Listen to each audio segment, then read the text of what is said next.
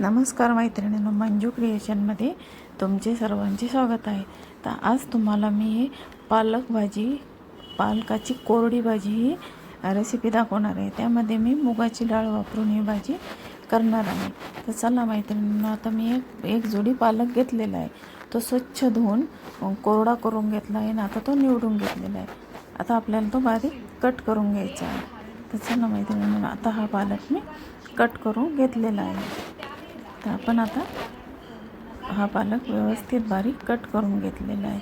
आणि आता आपण ही डाळ, यामध्ये जी डाळ वापरणार आहोत ती डाळ आपण आता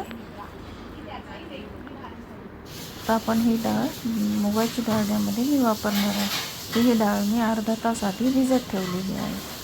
यामध्ये आपल्याला मुगाची डाळ वापरायची आहे. तर चला मैत्रिणींनो, आता मी यामध्ये अजून काय काय वापरते हे मी तुम्हाला दाखवत आहे. आता ही मुगाची डाळ आपली भिजली आहे. आपण आता त्याच्यातलं सर्व पाणी स्ट्रेनरमध्ये ओतून काढून घ्यायचं आहे. अशा प्रकारे आता हे पाणी आम्ही आता काढून घेतलेलं आहे. आता गॅसवर आपण एक स्टीलची कढई ठेवूया. तर बघा, अशा प्रकारे आता आपण हे सर्व पाणी डाळीतलं काढून घेतलेलं आहे. आता गॅसवर मी एक कढई ठेवणार आहे. तर मैत्रिणींना, तुम्हाला माझ्या रेसिपी आवडतात का? आवडत असतील तर माझ्या चॅनलला लाईक, शेअर आणि सबस्क्राईब जरूर करा. आता मी गॅसवर एक स्टीलची कढई ठेवलेली आहे. आता त्यामध्ये मी अर्धी पळी तेल टाकून घेतलेलं आहे. आता आपलं तेल गरम होत आलं आहे. आपण आता फोडणी करून घेऊया.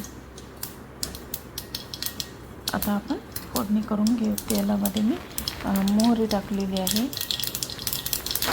आता मोहरी आपली तडतडली, त्यामध्ये मी आता हिरवी मिरची आणि लसूण हे मी वाटून घेतलेलं आहे. मिक्सरवर ते वाटून घेतलेलं आहे. आता त्यामध्ये मी 1 चमचा हिरवी मिरची आणि लसूण फोडणीमध्ये टाकून घेतला आहे आणि तो व्यवस्थित असा परतून घेतलेला आहे. आता त्यामध्ये थोडी हळद टाकायची आणि त्यानंतर ही आपण जी भाजी चिरून ठेवली आहे ती मी त्यामध्ये टाकून घेत आहे.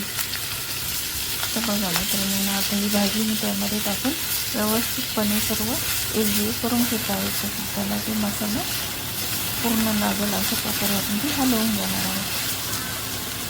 तर चला मित्रांनो, आता आपण यामध्ये मी पालकाची सर्व भाजी टाकून घेते आणि व्यवस्थित अशी हलवून घेत आहे. तर बघा, आपण आता यामध्ये सर्व पालक हा फार पटकन शिजतो. अवघ्या 2 मिनटामध्ये आपली पालकाची भाजी तयार होते आणि डाळही शिजलेली असते, त्यामुळे भिजलेली असते, त्यामुळे आपल्याला त्याला फक्त 2-3 मिनटं वाफ द्यावं लागते. तर बघा, आता अशा प्रकारे आता आपण हे पालक व्यवस्थित हलवून घेऊया आणि आता त्यामध्ये आपण मीठ टाकून देणार आहे. पालकामध्ये मीठ असते, त्यामुळे मीठ हे वापरताना पालकाच्या भाजीमध्ये थोडे कमी प्रमाणामध्ये मीठ वापरायचं आहे. आता आपण त्यामध्ये थोडं मीठ टाकून घेऊया. मीठ टाकून व्यवस्थित आता परत हलवून घेऊया, कारण सर्वीकडे मीठ लागेल अशा प्रकारे पालक आपण हलवून घेणार आहोत. आणि आता पालक हलवलं की आता आपण त्यामध्ये जी आपण डाळ निथळत ठेवली आहे ती डाळ मी त्यामध्ये टाकून घेणार आहे. मी डाळीचा वापर थोडा जास्त करते, कारण माझ्या मुलीला यामध्ये टाकलेली डाळ खूप आवडते खायला, त्यामुळे मी थोडीशी जास्त डाळ या भाजीमध्ये टाकून घेत आहे. याच्यामधली डाळ माझ्या मुलीला खूप आवडते. तर बघा मैत्रिणी, आता आपण यामध्ये सर्व डाळ टाकून घेऊया आणि त्याच्यावर आपण आता व्यवस्थित हलवून त्याच्यावर झाकण ठेवून ठेवूया.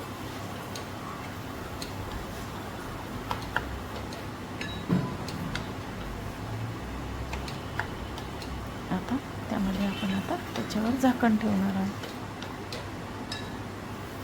ते सर्व आपण व्यवस्थित असे हलवून घेतले आहे. त्याच्यावर झाकण ठेवून आपण ते 2-3 मिनटं त्याला वाफ येऊ दे. पालकाची भाजी ही खूप पटकन शिजते आणि खायला पण खूप टेस्टी लागते.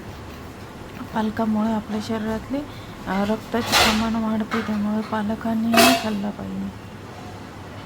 पालकामुळे HB खूप वाढते, त्यामुळे पालक हा वेगवेगळ्या प्रकारच्या भाज्या, वेगवेगळ्या प्रकारच्या रेसिपी करून पालकाच्या जरूर खाल्ल्या पाहिजे.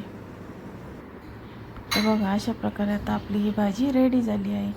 बघा मैत्रिणींनो, तुम्हाला ही पालकाची कोरडी भाजी कशी वाटली, ही रेसिपी तुम्हाला आवडली असेल तर माझ्या चॅनलला लाईक, शेअर आणि सबस्क्राईब करा. धन्यवाद.